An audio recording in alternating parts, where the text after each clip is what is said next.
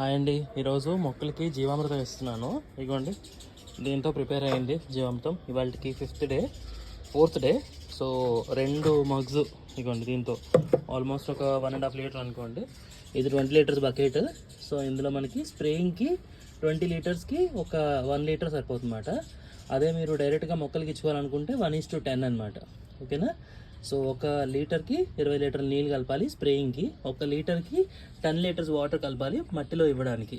So ఇది మనం ఇప్పుడు మొక్కలకి స్ప్రే చేసుకుందాం.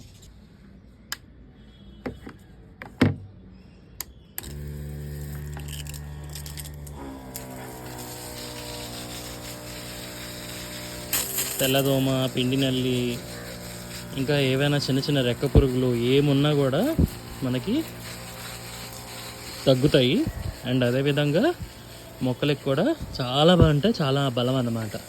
పైన దొండ మొక్కలకు కానీ అన్నిటికీ ఇస్తున్న స్ప్రేయర్తో.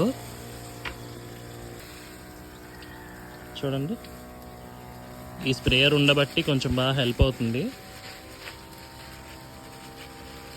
మొత్తం గార్డెన్కి నాకు ఇప్పుడు 20 లీటర్స్ సరిపోతుందండి. సో ఒక రోజు గ్యాప్ ఇచ్చి మళ్ళీ మనం వేసుకోవచ్చు అన్నమాట. ఆకులు అన్నీ బాగా తడిచేలాగా వేసుకోవాలి. అన్ని రకాల మొక్కలకి కూడా మనం స్ప్రే చేసుకోవచ్చు అన్నట్టు.